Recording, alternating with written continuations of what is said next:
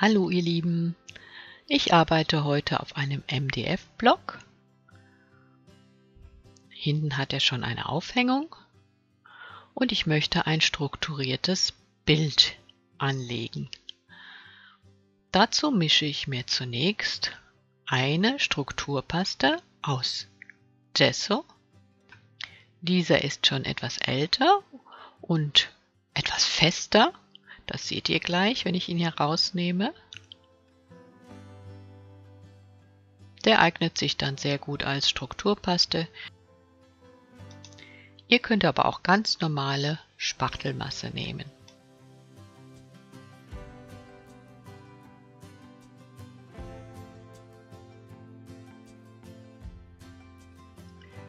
Das Gesso mische ich mit etwas Sand.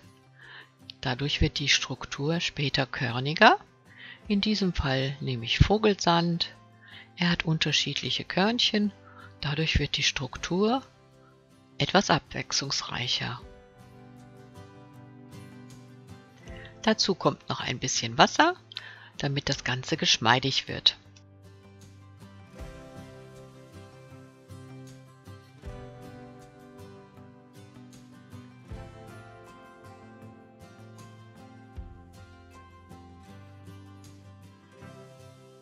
Mit einem Spachtel verteile ich die Masse auf der Oberfläche. Ich schaue, dass alles abgedeckt ist. Später verziehe ich sie nochmal, um sie relativ gleichmäßig zu machen.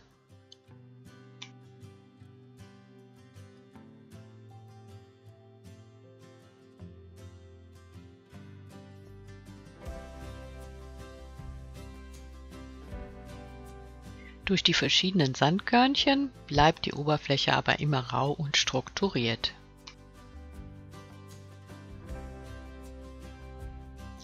Diese Schicht darf bei mir einen ganzen Tag lang trocknen, bevor ich weitermache.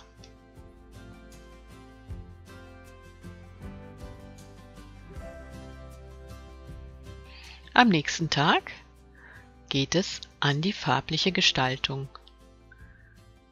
Die Oberfläche ist sehr schön strukturiert und wird bestimmt spannend.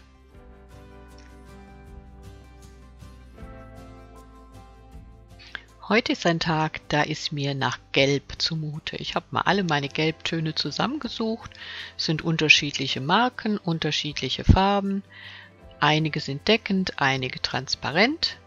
Ich beginne jetzt einfach mal mit einem Cadmiumgelb. Ich wässere die Oberfläche ein wenig, nicht zu viel, das zu viel tupfe ich ab. Und dann trage ich die mit Wasser verdünnte Farbe mit einem breiten Pinsel sehr dünn auf.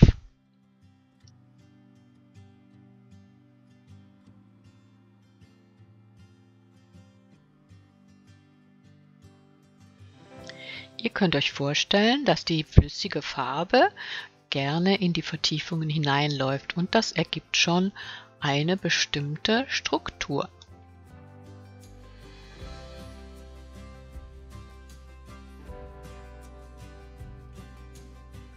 Die erste Schicht möchte ich allerdings noch sehr zart halten, deswegen lege ich ein Papiertuch auf und nehme einen großen Teil der Farbe wieder weg, vor allen Dingen von den höheren Partien der Struktur. Bevor ich weitermache, muss alles gut trocknen.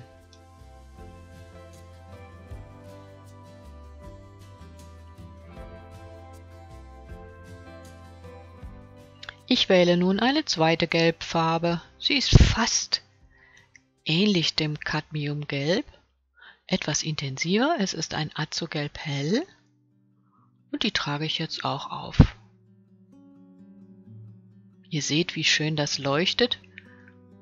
Und das tut es, weil das Weiß des Gessos durch die transparente Farbe hindurch scheint.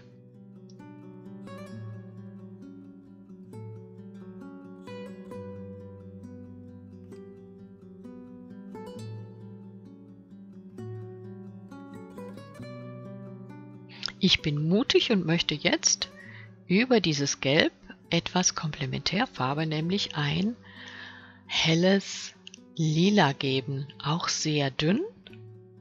Das dämpft die gelbe Farbe und das Gelb leuchtet nicht mehr. Das ist perfekt für meinen Hintergrund.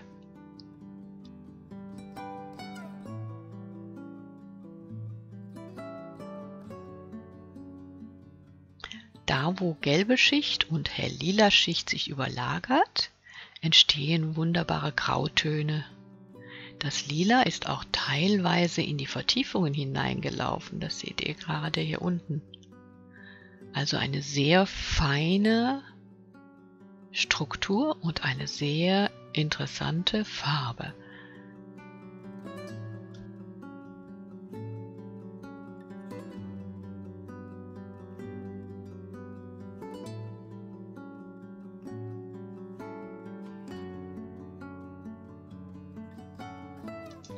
Auf diesen blasseren Hintergrund möchte ich jetzt Tropfen und Spritzer als Strukturelemente aufbringen.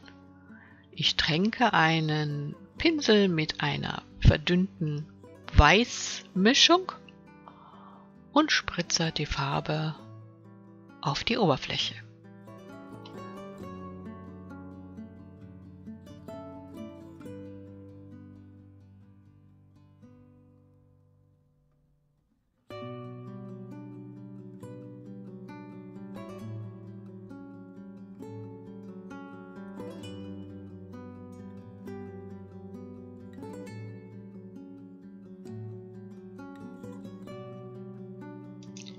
Die Tropfen müssen einen Tag lang trocknen. Erst dann bringe ich eine mit Wasser verdünnte weitere Schicht Gelb auf.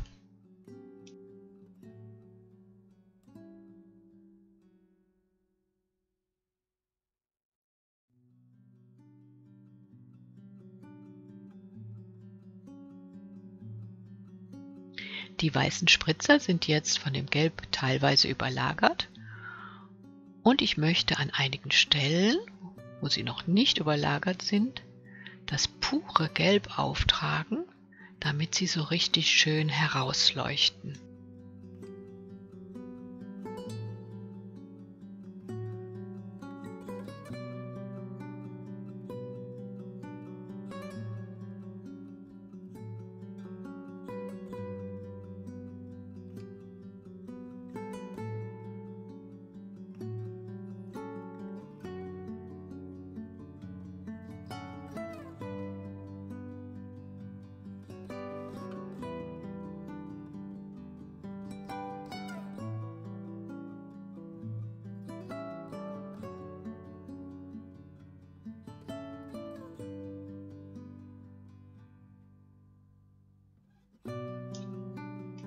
Das gefällt mir schon sehr gut. Auf einigen Spritzern möchte ich auch das Lila nochmal aufmalen.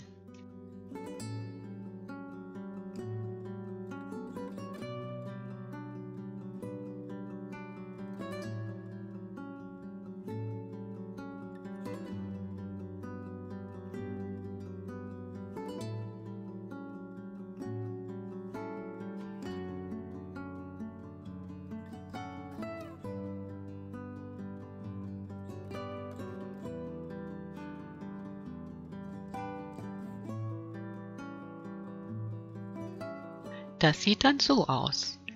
In einem letzten Schritt werde ich noch einige Spritzer, die so ein bisschen im Hintergrund verschwunden sind, mit einem weißen Farbauftrag wieder hervorholen. Und das sieht dann im Endeffekt so aus.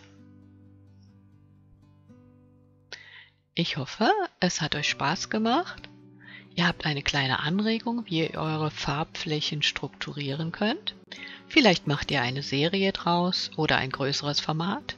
Ich wünsche euch viel Spaß dabei. Bis bald. Tschüss.